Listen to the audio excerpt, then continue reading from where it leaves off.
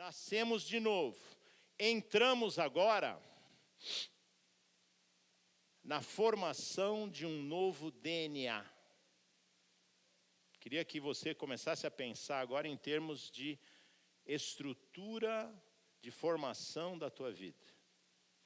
Você recebeu na origem um DNA natural. E agora, quando você aceita Jesus, você recebe um novo espírito e um novo coração.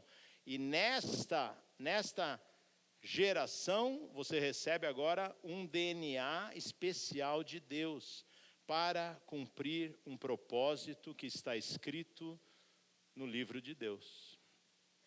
Faz sentido? E aí eu pedi, Deus, posso falar? Eu estou ensaiando esse assunto, mas acho que eu tenho que começar primeiro aqui na aba, então vai ser primeiro aqui. Primeira vez. Falar de Romanos 12, a nível de dons da graça que compõem o DNA espiritual. Queria que você viesse comigo para Romanos 12 e nós vamos... Agora vai começar a pregação. Aleluia. Ô glória. Até meia-noite temos bastante tempo, não é isso? Ô glória. Se eu ficar muito saidinho, vocês dão um jeito comigo, tá? Romanos 12 é um texto desafiador para os pregadores.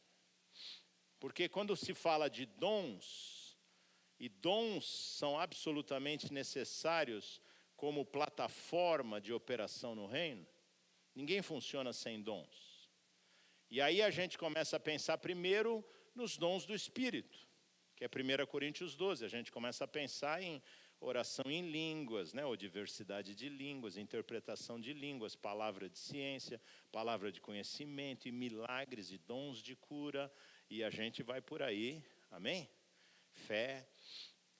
E aquilo parece muito real, porque a manifestação do Espírito, ela produz um dom que é prático, que é imediato, que atende uma necessidade, que faz um trabalho visível.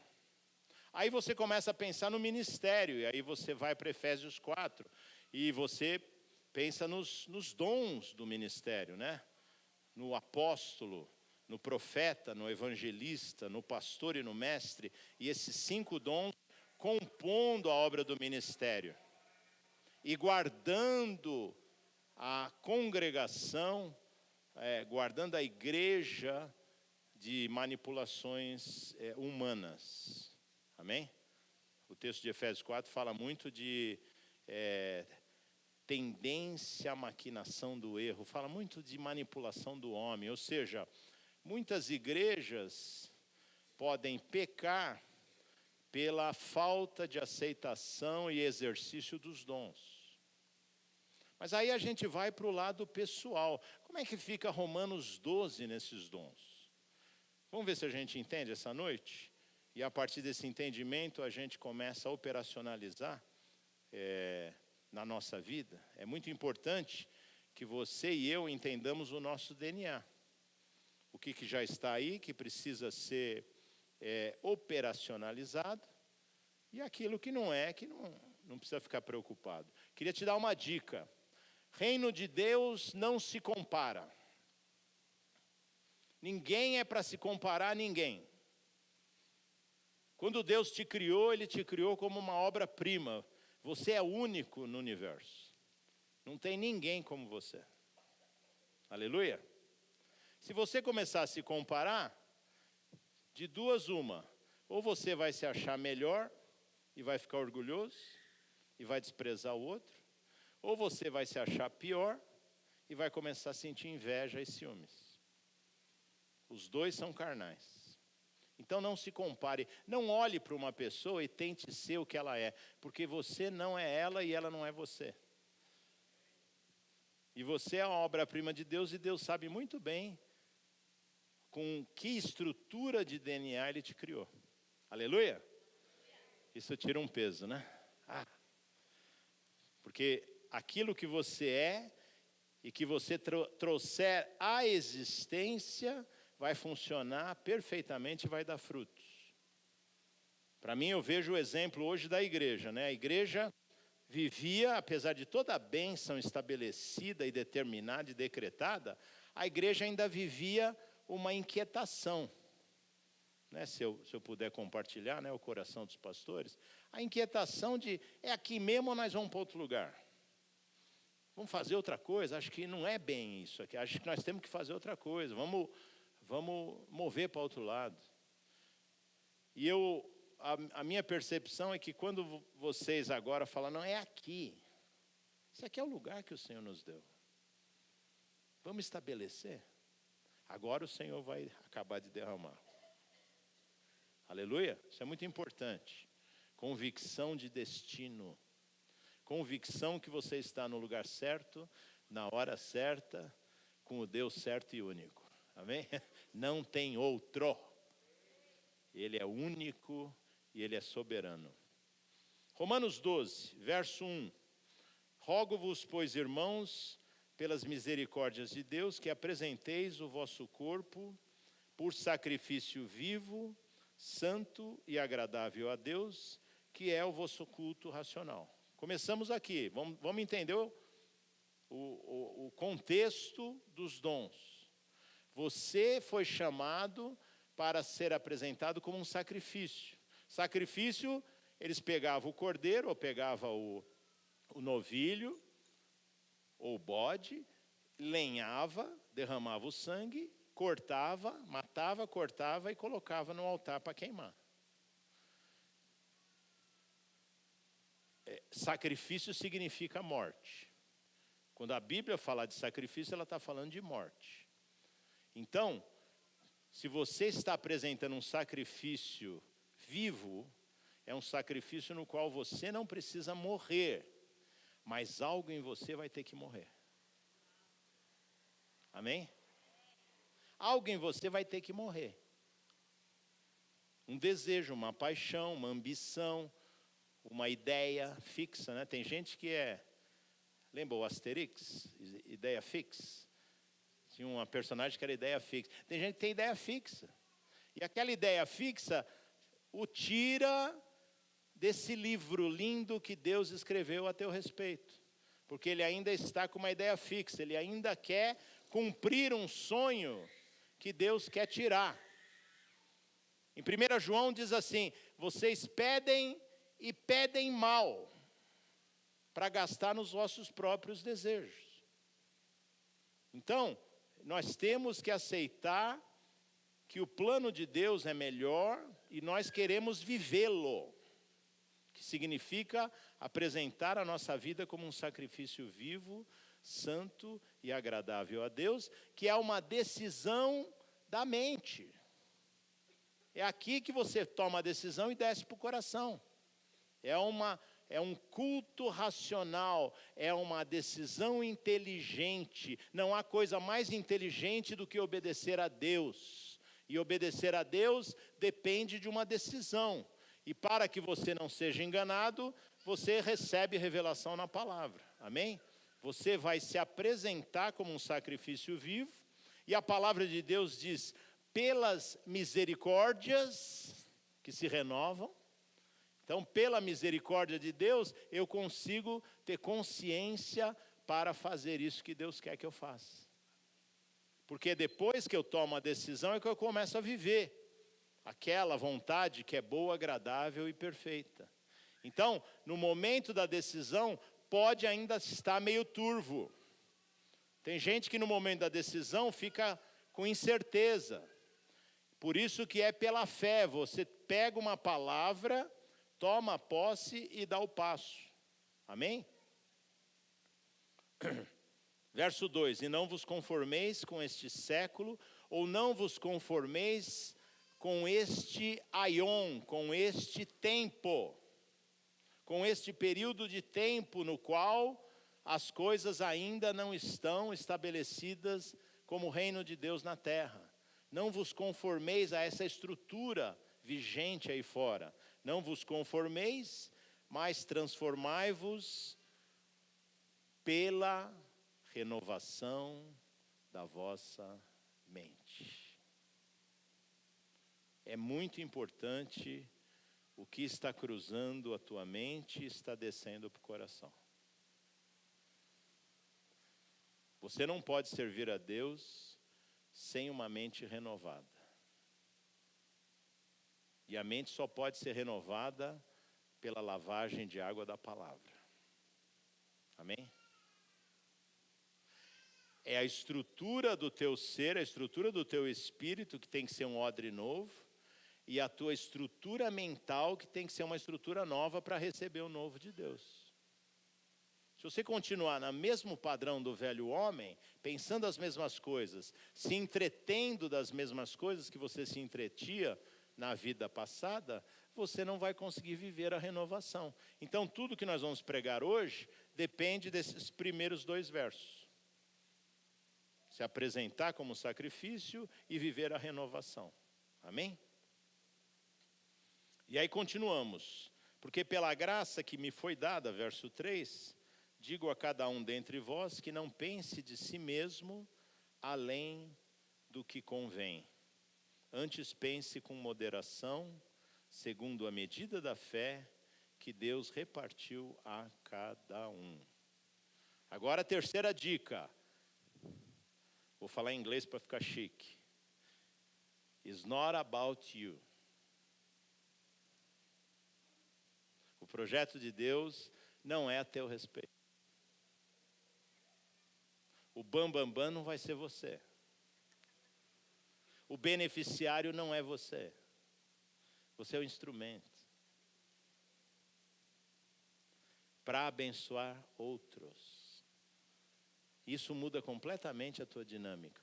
A pegada é quem você vai abençoar na tua vida. A pegada é para quem você vai viver. Então, esse foco, eu, vai ter que mover. Por isso que ele fala, vamos pensar sobre nós com sobriedade? Sobriedade no momento da prova. Você não é o pior ser da face da terra. Você não é o pior pessoa da face da terra. Mas você também não é o melhor. Amém? Dá para viver com essa realidade? Pensar sobriamente? Nós só somos instrumentos de Deus. O bam se chama Jesus Cristo de Nazaré, o Rei do Universo, que se afeiçoou a você, do jeito que você é, te amou com amor eterno e resolveu perdoar todos os teus pecados e te dar herança no seu reino.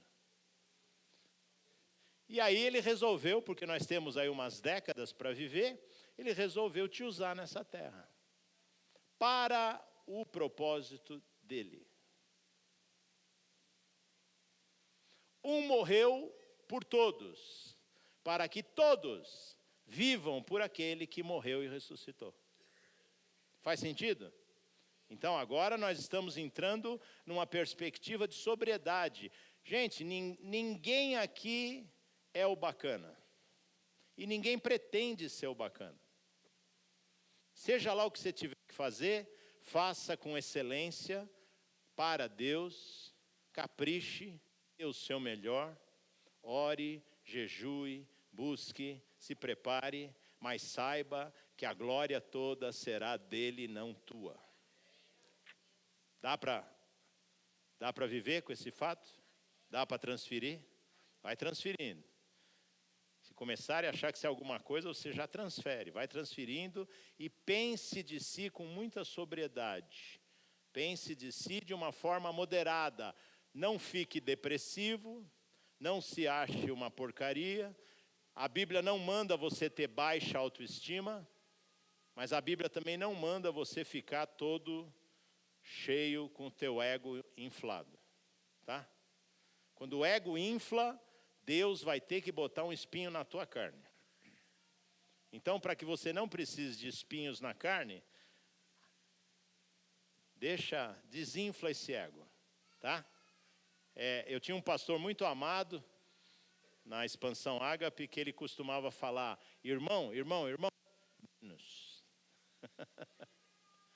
Às vezes Deus usava a gente, né? Era uma coisa assim, daqui a pouco ele olhava e falava assim, Claudião, menos. E eu recebia, porque era uma palavra de exortação importante, né? Menos. A gente não é tudo aquilo. Amém? Mas também a gente não é sem valor, porque o Espírito de Deus mora aqui. É com moderação. Amém? Agora começa a falar de corpo. Então, tudo que funciona e funciona bem, funciona no corpo. É por isso que você está aqui numa igreja. Você precisa fazer parte do corpo. E fazer parte do corpo tem preço. Ser igreja tem preço, tem desaforo. Se não tivesse, a Bíblia não falava suportai-vos uns aos outros em amor, não é verdade? Tem encrenca, gente. Tem os irmãos lixinha, não tem o lixinha? Tem o lixinha e lixona, tem lixa grossa e lixa fina. Tem irmão que vem mesmo para te botar você assim tinindo, não é verdade? Aí você agradece a Deus pelo irmão lixona. E agradece a Deus pelo irmão lixinha, que é a lixinha mais fina. Sabe, que fala com cuidado e fala, irmão, vai lá limpar o banheiro. Cata esse negócio que você jogou tudo no chão, pega e põe no lixo. Percebe? Eu lembro que uma vez na igreja, a gente estava conversando antes do culto, não, depois do culto. E a irmã era famosa, eu não sabia, porque estava pregando numa congregação. Mas a irmã era famosa porque ela era de fechar o barraco, ela era barraqueira. E eu não lembro o que aconteceu, que eu peguei o cajado e dei uma cajadada nela, assim, na frente de todo mundo. Foi bem, bem forte. Quando eu vi, já estava feito. E eu vi o pessoal abaixando a cabeça, porque falaram, ela vai chutar a cabeça do irmão. E ela abaixou a cabeça e falou amém.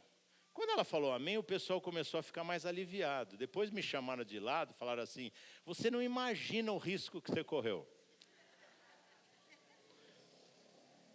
Alguns meses atrás, por muito menos, ela teria furado o teu fígado. E aí o que acontece? Está sendo tratada.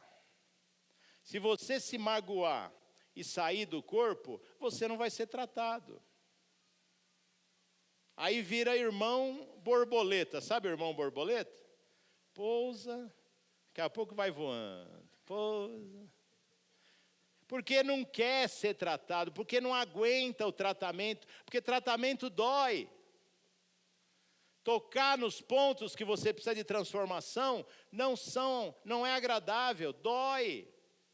E precisa uma atitude de sacrifício vivo, santo e agradável a Deus, que aguenta o tranco, aguenta a pancada.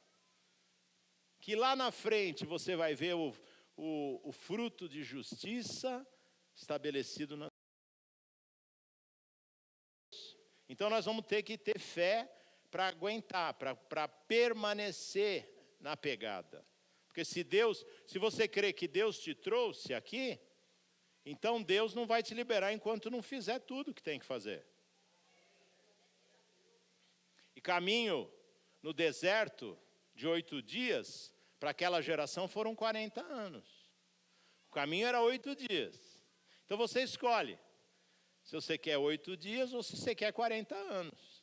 40 significa muito tempo. Por quê? Sai do tratamento e volta lá para o final da fila.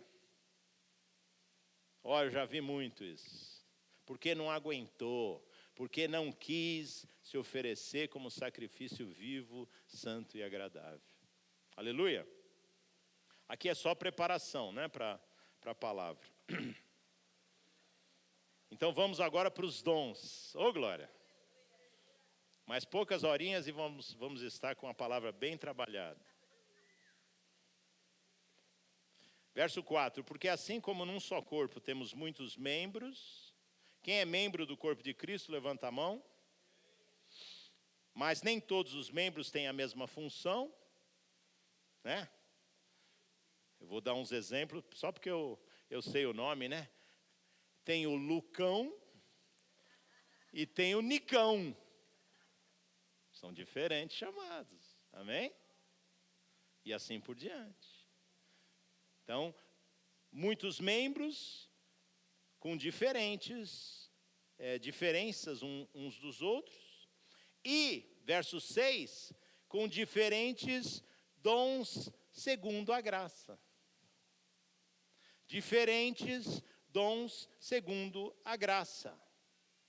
Dom é carisma e graça é caris. Então, é o dom segundo a graça. É o carisma segundo a caris de Deus. Amém?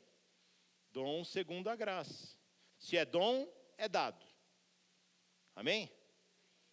Não tem nada que foi produzido por você exatamente. Você recebe. Dom você recebeu de Deus. É para ser desenvolvido. Para ser produzido no teu espírito e na tua alma, para você dar o fruto perfeito. É dom. Agora ele começa a listar. São 7 dons. Profecia, ministério ou diaconia, ensino, exortação, contribuição ou socorro, governo ou presidência ou liderança e misericórdia. Vamos repetir para a gente guardar? Qual é o primeiro? Profecia. Segundo, ministério ou diaconia. Terceiro, ensino. Quarto, exortação. Quinto, como é que chama? Socorro ou dar. Sexto, governo ou presidência. E o sétimo, misericórdia. A primeira vez que eu li, eu fiquei pensando, e agora? Como é que eu entendo isso aqui? Fica difícil de colocar isso, né? Eu vou te dar uma chave de entendimento, vamos ver se vai colar, né? Se for de Deus, vai colar no teu espírito. A chave é o seguinte: se você olhar para Jesus, ele tem os 7. E ele tem 100% dos 7. Não são mutuamente exclusivos. Porque não é um chamado ministerial para ser mestre. Um chamado ministerial para ser profeta. É o dom que faz parte do teu DNA. Então Jesus é 100% profeta. Ou se move no profético. Jesus é 100% mestre. Se move edificando as vidas. Jesus é 100% exortador. Ele direciona, né? Ele é um pastor das ovelhas. O exortador é o que direciona. Fala, mais para cá. Ele faz o direcionamento. Exortação é para não deixar o cara errar. Jesus é 100% socorro. O que ele tinha, ele deu. E o que ele tem, ele dá. Não tem nada que ele retenha. Amém? Jesus é 100% governo, ele é o rei do universo, aleluia. Jesus é 100% misericórdia. Tem jeito dele as suas entranhas não se moverem em função da desgraça. Faltou algum? Qual que é? Ministério. Jesus é 100% servo. Amém? Então, quando eu fico pensando assim, eu começo a olhar que esses dons, eles são como que colunas da estrutura de um novo caráter do homem de Deus. É uma estrutura de DNA. E cada um de nós vai receber um balanço desses dons. Faz sentido?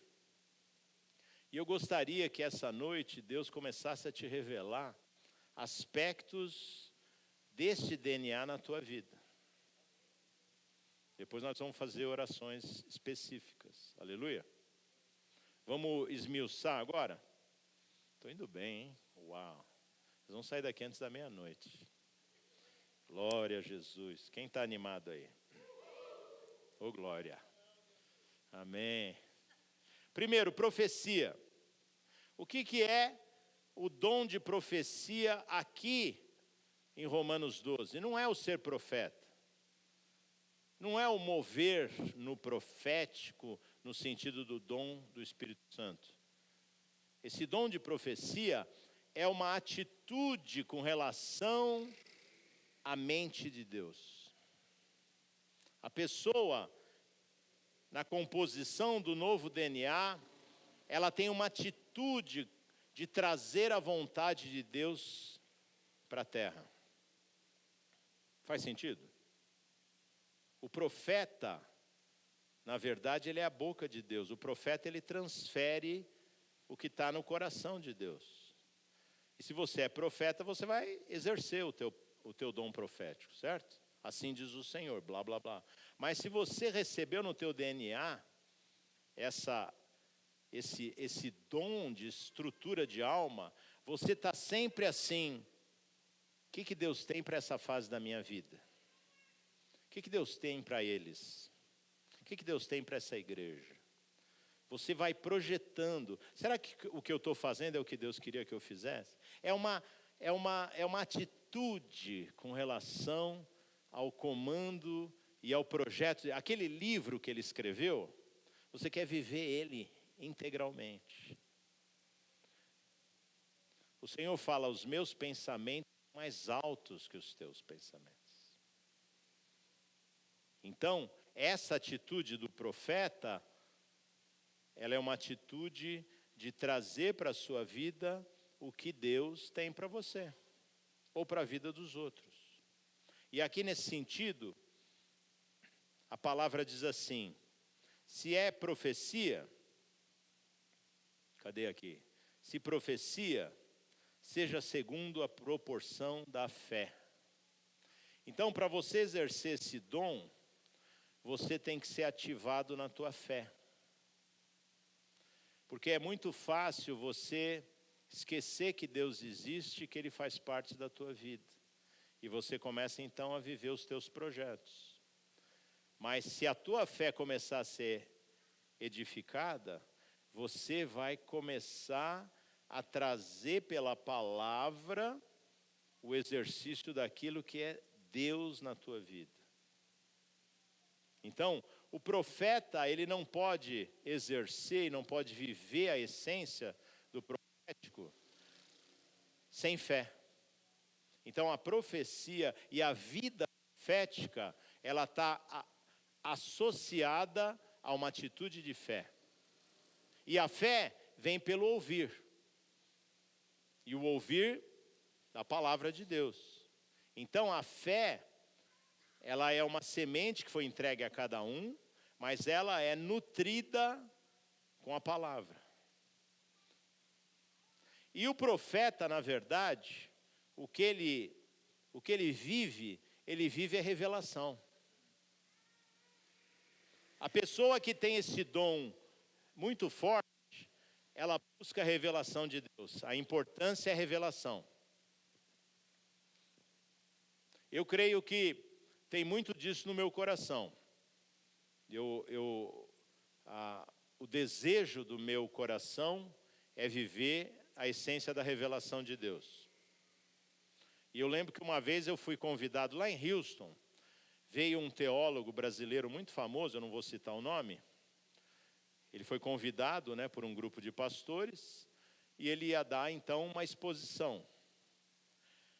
Eu não gosto de ninguém que fale que não seja pelo Espírito Santo. Eu não acho que o homem tem o que oferecer para ninguém se não for pelo Espírito. E o pastor que o convidou cometeu a asneira de me convidar para orar pelo preletor. Então eu levantei, botei a mão no ombro do homem, do teólogo, comecei a falar: Senhor, usa esse vaso com revelação. Nós não queremos ouvir o homem, nós queremos ouvir o teu Espírito através do homem. Então que ele se mova na revelação do teu Espírito. É assim que eu abençoo em nome do Senhor Jesus. E sentei. Quando ele pegou o microfone, ele falou assim: eu vou corrigir essa oração. Porque eu não vim aqui para mover em revelação nenhuma. Eu vim aqui dar um recado que está muito bem definido e estruturado. E ele cortou a minha oração. como eu estou oferecendo a minha vida custosamente como um sacrifício vivo, santo e agradável, eu fiquei até o final da reunião, mas a minha vontade era levantar e ir embora. Porque como o homem deixou claro que não ia se mover na revelação,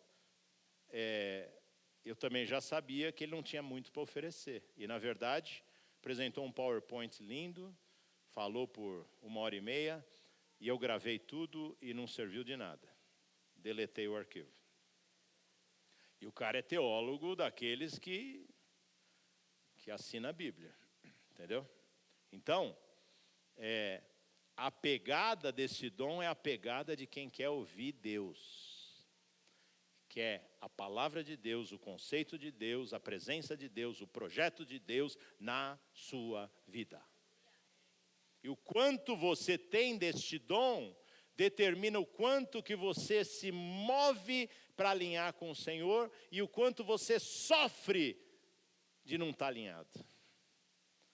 O desalinhamento traz sofrimento na tua alma. Teu coração geme para viver a essência do projeto de Deus. E eu fiz uma correlação entre os versos. E eu escolhi um verso para cada dom, na mesma sequência. O verso 9, para mim, eu apliquei para o dom profético. O verso 9 diz assim: o amor seja sem hipocrisia. Detestai o mal, apegando-vos ao bem. O profeta tem um perigo muito grande. O profeta, isso eu ouvi do apóstolo Judson lá na Flórida, eu achei muito legal. O profeta, ele corre o risco de viver amargura. Quem é profeta aqui? Profeta de ofício. Tem alguém? Tem gente sem graça, hein? Vou falar mais uma vez, precisa ter convicção. Eu sei que você é. Tem mais alguém que é profeta de ofício? Mesmo que ainda não foi revelado? Aleluia. Isso aí, tem que ter convicção, gente. Você não está fazendo nada errado em expor algo que Deus já te mostrou. Tem um chamado e vai se cumprir. Tem um chamado de profeta e vai se cumprir. O profeta tem que tomar cuidado com um ponto: amargura. Porque o profeta confronta. O profeta pega cabeça dura e mete o cajado. Ai, ai, ai. Ai, ai, ai. E aí o que acontece? O que acontece? O cabeça dura, se tiver poder, arranca a tua cabeça. É muito frequente um profeta ser destituído de autoridade, não diante de Deus, mas diante dos homens. Ou ser desprezado, ou ser injuriado. Então, o profeta e aquele que se move com o dom profético, ele tem que cuidar do seu coração. E aqui diz: o amor seja sem hipocrisia. O profeta tem que ter balanceado as suas manifestações de amor. Não pode ficar muito frio, nem pode ficar muito meloso. Aleluia. Sem hipocrisia. De novo, sobriedade. Seja sóbrio nos relacionamentos. Porque o relacionamento sóbrio, você pode se mover no profético. Mas o relacionamento, quando ele começa a ficar meio agarrado, aí ele constrange o profético. Quantos já tiveram amizades que te atrapalharam com Jesus? É uma realidade, não é? Pô, você é meu amigo. Amigo é parceiro de aliança. Se a gente não tiver alinhado, põe essa amizade de lado, porque ela precisa ser revista. Amém? Tem gente que se atrapalha com a amizade. Você é amigo de Jesus. Se o cara que fala que é teu amigo caminha com Jesus, ele pode caminhar com você. Mas se o cara não gosta de Jesus, ele não pode gostar de você. Não pode ter crise de identidade. Jesus é o centro. E as amizades vão ter que girar ao redor desse centro. Se Jesus não é bem-vindo, você também não precisa ser bem-vindo. Aleluia? Isso é importante, tá? Então, o amor seja sem hipocrisia e o padrão de reconhecimento do bem e do mal esteja ativo. Porque o profeta, como ele traz, ou ele quer trazer a visão de Deus, a boca de Deus, a palavra de Deus, o conceito de Deus, ele precisa ter esse filtro muito bem treinado para discernir o bem do mal. Se apega ao bem e se afasta do mal. Amém? O segundo dom que nós queremos falar é o dom de servo, o ministério, diaconia. Diaconia significa servo. A tua atitude de servir ao teu irmão. Eu sempre fui um egoísta de marca maior. Eu não era só safado e adúltero, eu era egoísta. Mas eu era um egoísta bonzinho. Eu cuidava da minha imagem pública. Mas Deus então me uniu a uma mulher que foi treinada para servir. A Vera, ela foi treinada por Deus a ser uma serva. Como os pais deixaram-na e ela foi criada na casa dos avós, ela teve que se situar no meio dos tios e tias. Então ela foi como que uma irmãzinha dos tios e das tias. E como que ela se situou? Servindo. Pegou um grupo de desajustados e ela tentou ser e trabalhou para ser um ponto de equilíbrio naquela casa. A perspectiva dela foi essencialmente de serva. E até hoje, ela tem um filtro muito preciso, tipo assim, você preparou a mesa e fritou 7 bifes para 7 pessoas. E sempre vai ter aquele engraçadinho que senta na mesa e pega 2 bifes, não é?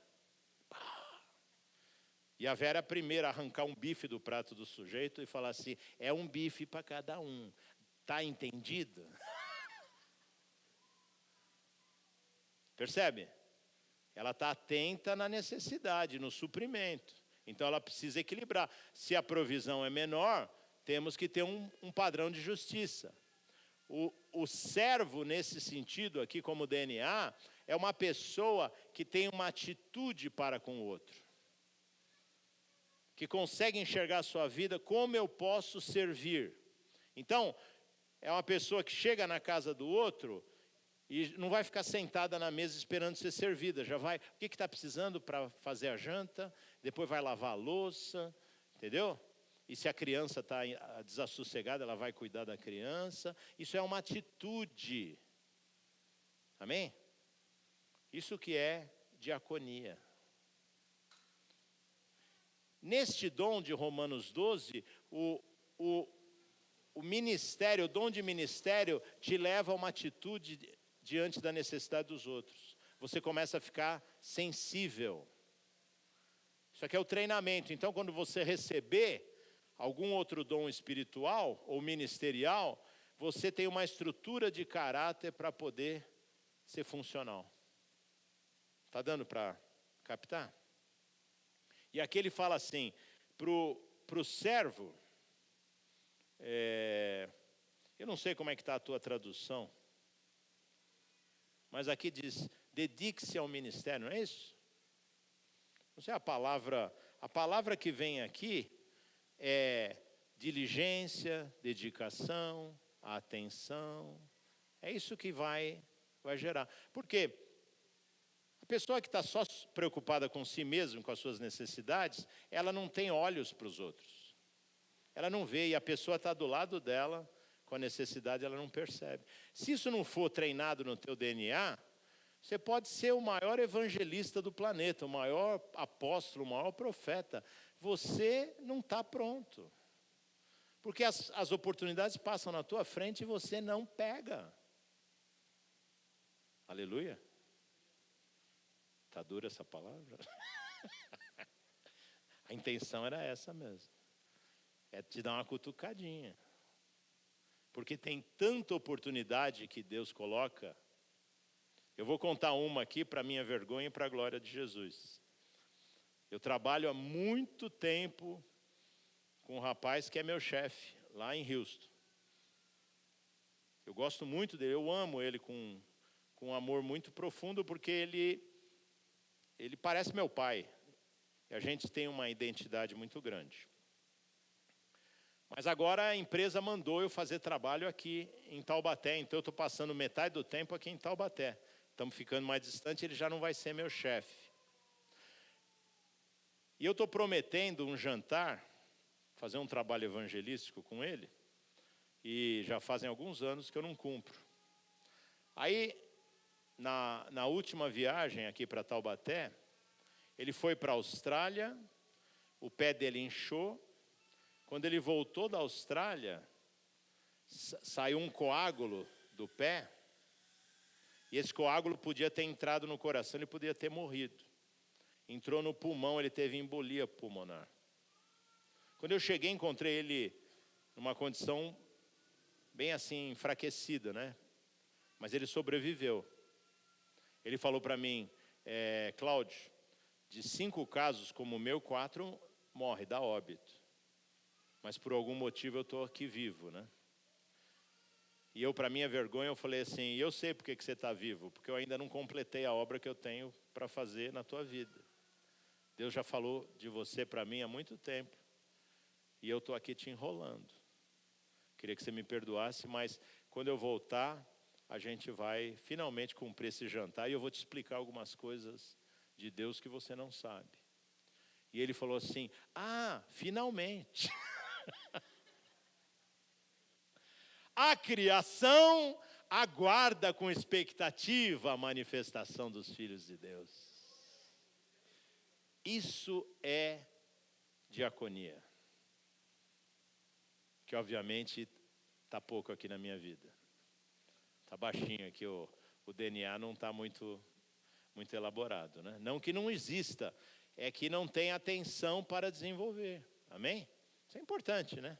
Então eu sou um italiano carcamano. Não é. Esse era o natural, era o DNA natural. O espiritual é até a estatura de varão perfeito. Então, dá para desenvolver e é para desenvolver. Amém? O verso 10 diz assim, pensando no ministério, amai-vos cordialmente uns aos outros com amor fraternal, preferindo-vos em honra uns aos outros. O diácono da honra. Eu servi a Deus na Primeira Batista da Lapa, em São Paulo, por 8 anos. Se você me perguntar qual foi a pessoa que mais impactou a minha vida naquela igreja, eu vou te falar que foi o porteiro da igreja. Um rapaz humilde que chegava antes de todo mundo. Eu dava a minha aula de escola bíblica do Panorama era às 9 horas da manhã, o culto era às 10. Eu chegava mais ou menos 8h30. Não teve nenhum dia que eu cheguei naquela igreja que ele não estava lá naquela portaria. Ele ficava na porta da igreja.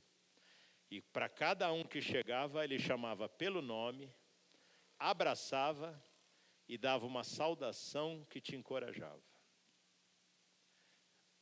Olha, falo sem medo de errar e estou com vontade de chorar. A maior bênção que eu já vi na minha vida foi de um diácono como esse. Irmão Cláudio, ele me abraçava e falava, a tua aula hoje vai ser demais, Deus vai arrebentar, o Senhor está doido, como o Senhor se alegra com a tua vida. Ele tinha uma palavra de encorajamento para cada irmão que entrava na igreja, era o maior daquela igreja, um diácono, um homem na posição de abençoador, um anônimo. Olha que ingratidão, eu nem sei o nome dele. Olha que ingratidão. Um anônimo, um anjo de Deus, um ministro labareda de fogo, aleluia. Quantos querem ser um diácono na acepção da palavra. Um homem que prefere os outros em honra, que abençoa, que semeia, que cuida, que zela, que percebe que está aqui, mas está percebendo o isolamento, porque a igreja tem muito esse negócio de grupinho, né? Clubinho, panelinha, não tem? Irmãos, se vocês começarem a fazer panelinha, eu venho aqui com um cajado para desfazer a panela. Não é de Deus. Você não tem que sentar toda a reunião no mesmo lugar, com as mesmas pessoas. Varia, move, seja uma bênção. Promova a unidade do corpo. É a unidade do Espírito no vínculo da paz. O amor tem que ser construído. Tem irmão que entra e sai e ninguém conversa com ele. Por quê? Porque tem a carinha meia tristinha? Porque é mais gordinho? Porque é mais magrinho? Vai lá, dá um abraço, dá um beijão. Ósculo santo, né? Casca um beijão mesmo, daqueles barulhento. Lá na Itália a gente dá beijo com barulho. Se não tiver barulho, não vale. Não é assim, não. Tem gente que beija assim, né? Dá um beijo gostoso, dá um abraço gostoso. Com respeito, irmão, não é sensualidade, não. Eu estou falando de amor de verdade, de expressão. Nós temos que ser expressivo. O povo brasileiro é chamado porque tem expressividade no relacionamento. Amém? O próximo, ensino. O ensino é com esmero, é com diligência. E o verso 11 para o ensino, não quer dizer que o verso 11 é só para o ensino, mas eu estou fazendo para organizar, né, a linha aqui do raciocínio. No zelo não sejais remissos, sede fervorosos de espírito, servindo ao Senhor. Tem um negócio que quando a gente ensina, nós precisamos entender, nós não ensinamos para fazer bonito. Nós não ensinamos para que as pessoas achem que a gente é um bom professor. A gente ensina para edificar. A gente transfere virtude e conhecimento. Então, quem está nesse DNA, ele quer ver os outros crescerem. A gente estava compartilhando, né, eu e o Aguinaldo, e o Aguinaldo, lá na empresa, já teve um tempo grande que ele foi o chefe dos project managers. Ele chefiava os project managers. Hoje tem um outro chefe, e as pessoas vieram para ele, recentemente, e falaram assim, sabe por que era gostoso trabalhar debaixo da tua tutela? Porque você passava o bizu. Você dizia como que o cliente ia se comportar, e nos preparava para uma atividade. Então aqui eu vejo dois aspectos do DNA, o de governo e o de ensino. Você capacita os teus subordinados a fazerem o que você faz com excelência e com sucesso. Você não larga eles. Um líder ou um professor não larga simplesmente uma informação sem trabalhar. Ele aplica. O DNA de mestre é um DNA que quer ver os outros crescer. Não sei como é que é o Diego lá no restaurante dele, mas se você recebe um novo funcionário, você não tem que preparar ele para fazer o trabalho com excelência? E é assim em toda atividade humana. Quantos aqui têm liderança? Quantos aqui trabalham como chefe? Pega essa palavra. Edifique quem está debaixo de você. Não tenha medo de competição. O servo do Senhor não trabalha baseado em concorrência. O que depender de você, você vai levantar todo mundo. E aí Deus pode te colocar mais além. Agora, fica retento, você vai ver onde que Deus vai te pôr. Trabalha com excelência a tua liderança e Deus pode te dar honra. e ensine as pessoas, tenha prazer em ensinar, porque a comissão é ide e fazei discípulos, ide e mostrai para as pessoas como que elas fazem o que você faz, como que elas podem cumprir o seu chamado. Elas não precisam ser exatamente como você é, mas provavelmente elas vão ser até melhores, e você vai se alegrar nisso, porque aí você pode se mover para o próximo. Amém? A nossa vida é uma dinâmica, irmãos. Nós temos estações. Não é para passar a vida inteira fazendo a mesma coisa. Jesus é muito criativo. Se você confiar nele, você cumpre bem o teu chamado, deixa o pessoal dando frutos e você já pode ir para a próxima. Amém? Acabou esse negócio de guardar informação na gaveta. O Wikipedia já tornou público tudo. O Google também, né? Então nós temos que entender como trabalhar nossa vida para dar o fruto. E o ensino tem que ser algo fervoroso. Você precisa estar apaixonado. Você faça as coisas com fervor. Fervor é o estado da ebulição na chaleira. Você precisa ter fervor naquilo que você faz. Aleluia. E as pessoas percebem que tem essência. Aí elas querem te ouvir, elas querem participar, elas querem fazer parte daquilo que você faz. Estamos indo aí. Exortação. Ai. Quando a gente fala de exortação, a gente pensa em bater o cajado, né? Exortação, e aqui a palavra diz dedicação. Mas a exortação, irmãos, é um cuidado pastoral com as vidas. O dom da exortação faz de você uma pessoa incapaz de ver uma pessoa e se perdendo, fazendo a coisa errada, e você não alertar. Você tem cuidados. E como exortador, você vai pagar o preço de ser exortador. As características estão no verso 12. O exortador se alegra, se regozija na esperança. O exortador, ele não perde a esperança, o alvo do amor dele. O exortador é paciente na tribulação. E eu quero te falar uma coisa, irmãos. Tribulação é uma produção de Deus. É Deus que produz tribulação. Romanos 5 diz assim: quem não tem paciência, peça a Deus, e Deus vai dar tribulação. Mamãe que está sem paciência com o filho, fala assim: Deus, eu estou sem paciência, me dá paciência. E Deus vai falar assim: com certeza, vem tribulação. Porque é a tribulação que produz a paciência. É a prova que aprova.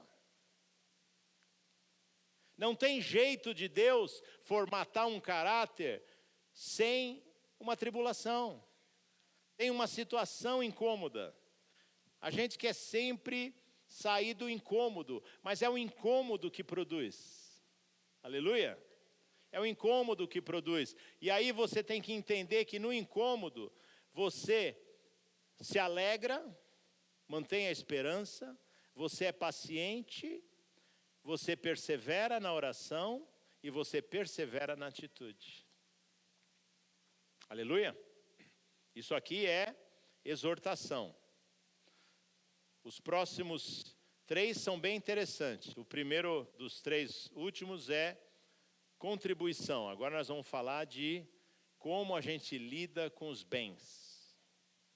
Qual que é a característica do homem ou mulher de Deus com relação a bens, a posses? Qual a melhor característica que define um homem de Deus? Alguém me diga aí. Amém. Glória a Deus. Olhou na colinha, né? Mas está tudo bem. O que significa liberalidade? O que eu tenho não é meu. O que eu tenho está passando pela minha vida. Eu não sou definido por o que eu tenho. Aleluia? Paulo fala em Filipenses, eu posso ter muito, eu posso não ter nada. Porque o que eu sou não se define naquilo que eu tenho. E esta é um aspecto do velho homem que realmente atrapalha. Essa igreja não se define na propriedade, não se define nessa estrutura maravilhosa de culto. Essa igreja se define no espírito da igreja. E o espírito da igreja é o bem que vocês recebem do Senhor e estão cultivando. Mas os outros bens materiais, eles passam e você usa-os para alcançar um outro patamar. Mas tem pessoas no corpo que elas têm isso no DNA. E o cara que tem realmente isso bem forte no DNA de ser abençoador, é um cara que vê as necessidades e lança e não consegue parar de lançar. Esse cara normalmente ele vai ver um fluir de prosperidade muito grande na sua vida. Amém? Tem algumas pessoas aqui que têm um chamado específico nessa área. E você precisa dar vazão à tua liberalidade. Não retenha a liberalidade. Porque é como um rio. Você solta e vem mais. Se você retiver, o fluxo para. Então é a tua obrigação discernir o quanto de chamado. Todos nós temos esse chamado. Mas tem uns que tem muito mais forte e vai ser muito mais evidente e marcante. E você dá vazão a isso na tua vida. E aqui fala que é o que contribui ou o que socorre, faça com liberalidade. E no verso 13 diz, compartilhai as necessidades dos santos e praticai a hospitalidade. 2 aspectos no exercício desse dom, que é um DNA, né?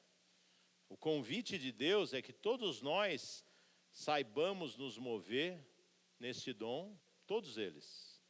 Mas uns vão ficar muito claro, né? Tem gente que é 100% socorro. Está lá, é latente e é chamado. E ai da pessoa se não fizer. E vai ser muito próspero. E vou dizer, Deus vai levantar vasos mantenedores para essa obra. E eu ouço o Senhor falando, e vocês não vão ter falta de nada. Isso é muito importante. Porque o diabo, ele tenta segurar, o espírito de Mamon, ele tenta segurar na avareza e naquele aspecto de que é meu, é meu. Barnabé foi um dos caras mais espirituais da primeira igreja. E diz que ele vendeu uma propriedade e lançou ao pé dos apóstolos. Ele não quis saber. Era liberal, ele era abençoador. E aí tinha um casalzinho lá. Olha a comparação, né? Viram a honra, né, do Barnabé, viram que funcionava, falaram assim, vamos nessa? Vamos. E diz que venderam a propriedade por um valor X, dividiram por 2 e entregaram X dividido por 2 em nome do valor da propriedade. E os apóstolos olharam, né, o Pedrão, né? Pedrão, João, Tiago, esses caras estavam no espírito, né? Eu falei, gente, deixa eu te perguntar uma coisa. Parece que era só uma mentirinha, né? Só uma mentirinha, eu só contei que era o valor da propriedade, não era porque eu guardei metade no banco. Fala assim, quem vos induziu a mentir para o Espírito Santo? Quem foi que projetou essa atitude no teu coração? Tendo a propriedade, ela não era tua? Não estava na tua posse? Por que você quis fazer isso? Qual Qual foi a motivação? Baseado no nível de santidade que aquela congregação vivia, aquele pecado foi determinante de fim de carreira. Não perderam a salvação, mas encurtou a caminhada. Pode sair porque vocês estão atrapalhando. E os dois morreram. Essa é a seriedade da condução da vida diante de Deus. Talvez hoje ninguém esteja morrendo, né? Porque está mentindo. Ou agindo com hipocrisia. Mas eu vou te falar. Dependendo do nível de santidade que Deus promover nesse lugar, a coisa começa a ficar mais séria. Eu já visitei uma ministra de louvor, que ela estava retendo água e ela ficou obesa. E a missionária pediu para eu ir junto, eu fui. Quando eu cheguei no hospital, ela estava muito grande. Uma moça bonita. Eu não conheço a história dela, nunca vi mais, mas naquele dia o Senhor falou comigo. E eu olhei para ela e falei assim, eu tenho só uma palavra para falar para você, que o Senhor falou para mim. A palavra é o seguinte: o Senhor não tem prazer nenhum de te colocar nessa cama. Mas algo entrou naquele coração e teve que ser julgado. Hebreus 12 fala que Deus é Pai. E não existe filho cujo pai não corrige. Só o bastardo. Mas vós não sois bastardos. Então, quando você for corrigido por Deus, não desmaie e não desanime. Porque Deus corrige a todos que ama. E açoita os que Ele chama de filho. Aleluia. E essa não estava no script, essa é bônus. É o bônus da noite. Correção de Deus. Para que você dê o fruto perfeito. Eu não sei como é que você está criando o teu filho, mas o teu filho precisa de correção. Não é ser um carrasco, não é ser um sargentão.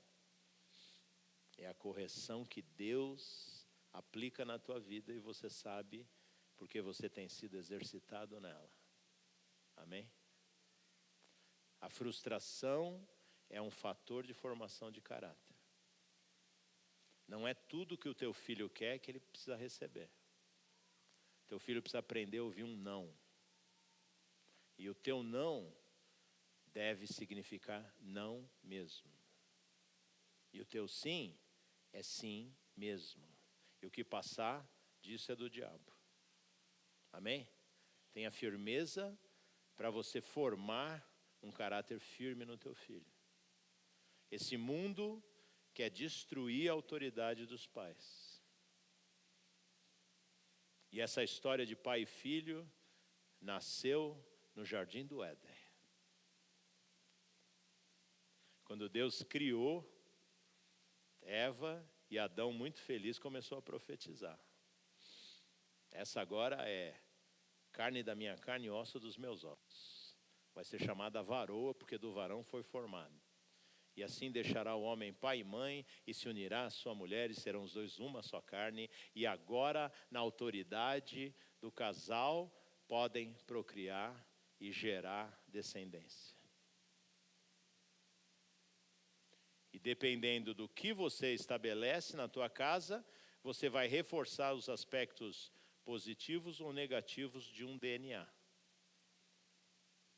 E ao pai e à mãe foi dado sabedoria para conduzir a casa nos caminhos do Senhor. Não tenha vergonha de Jesus Cristo. Não tenha vergonha de ter o seu culto semanal, diário, com os teus filhos. Não tenha vergonha de proclamar o senhorio de Cristo. Quando eu aceitei Jesus, eu comecei a fazer o cultinho, era eu, a Vera, o Bruno e o Marcel. Eles eram pequenos. Uma noite, e era na cama do pai. Então, eles sentavam na cama e eu trazia uma palavra e a gente elaborava e depois orava. Uma determinada noite eu trouxe a palavra, daqui a pouco o meu filho mais novo, o Marcel, falou assim: pai, muito sério, ele falou assim: tomei uma decisão. Eu falei: qual foi, filho? Resolvi aceitar Jesus como meu Senhor. Eu olhei para a Vera tipo assim: será que tem alguma pegadinha aqui ou é para valer? Eu falei: amém. Então vamos orar? Começamos a fazer a oração de salvação. E o Marcel começou a chorar e orar em línguas. Foi plenamente visitado pelo Espírito Santo. E ele chorando, ele falou assim: pai, eu quero que o Bruno sinta o que eu estou sentindo agora. E botou a mão no Bruno. E o meu mais velho, que era durão, começou a chacoalhar e tremer. Ei, glória. Aí no domingo ele falou: pai, eu quero batizar, já aceitei Jesus, sou nascido de novo. E eu tive que ir lá falar com o meu pastor Davi Clavas. Eu entrei na sala do pastor, eu ia dar minha aula, mas antes eu fui lá conversar com o pastor. Entrei com o meu pequeno. Eu falei: pastor, tem um minuto? Ele falou: sim. Ele preparando a aula assim, com os óculos assim, né? Ele me olhava, homem de muita autoridade. Eu falei: Marcel aceitou Jesus num culto lá em casa, essa semana, e ele quer ser batizado. O que o pastor fala? E o pastor olhou para mim, olhou para o Marcel, olhou para mim, olhou para o Marcel, aí olhou para mim de novo e falou assim: e nós temos direito de não batizar? Olhou para ele e falou assim: vem para a minha classe de catecúmenos. E passou o tempinho da classe e Marcel foi para as águas na igreja. E a glória de Deus desceu. Irmãos, a coisa mais gloriosa é ganhar um filho para Jesus. Porque lá na frente, ainda que ele se desviar, o Senhor vai atrás dele. Faz a tua parte. Lidera a tua casa no caminho do Senhor. Assume a tua liderança. E varão, aguenta o tranco. Porque o líder é perseguido. Essa palavra diz aqui que o líder foi chamado para abençoar os que o perseguem. Liderança dói no inferno. O inferno não suporta liderança em Deus. E não há obra sem liderança. E não há liderança sem perseguição. Amém? E nós, homens, fomos chamados para liderar a nossa casa no Senhor. E amar as nossas esposas como Cristo amou a sua igreja. Amor sacrificial. Olha o DNA de Deus aí. Amor que paga preço, amor que abençoa, amor que profetiza, amor que ensina, amor que fica quieto na hora que tem que ficar quieto, amor que exorta na hora que é para exortar. Aleluia!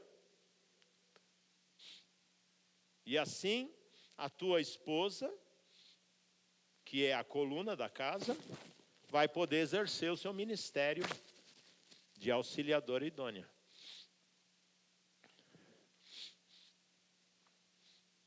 E nesse dom de governo, quando a gente pensa no dom de governo, a palavra que vem é diligência.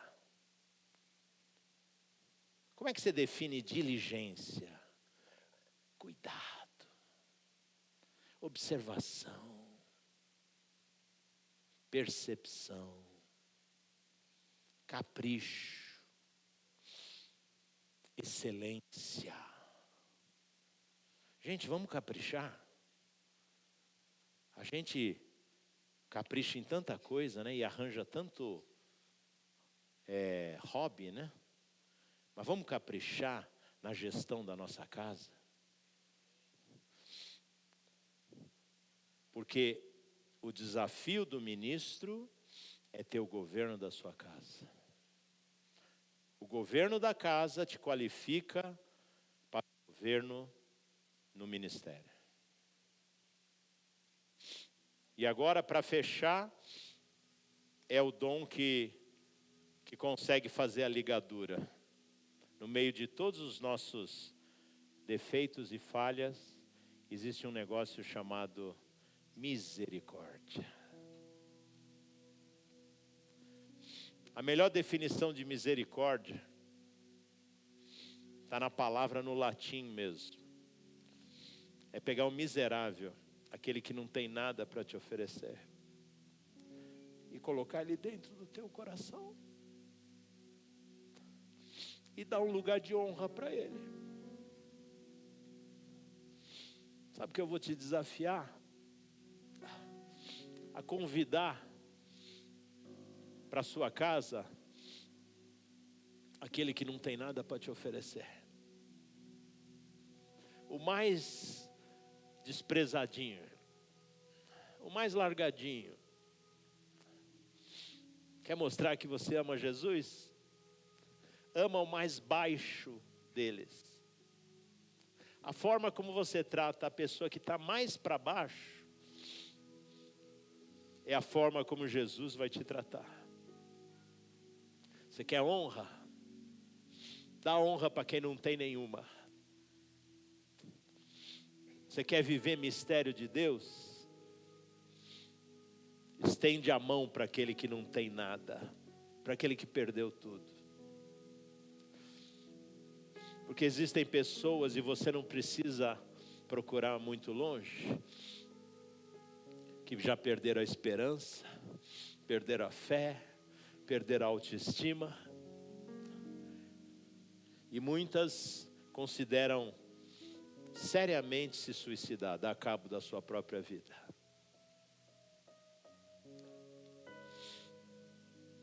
E o dom de misericórdia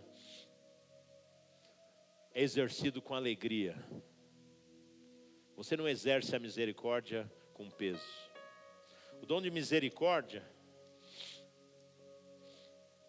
você se alegra com quem se alegra e você chora com quem chora. E a essência de tudo isso que nós falamos essa noite é: não se deixe vencer pelo mal, mas vence o mal com o bem. Não desista de fazer o bem. Amém? Queria pedir para a igreja se colocar de pé.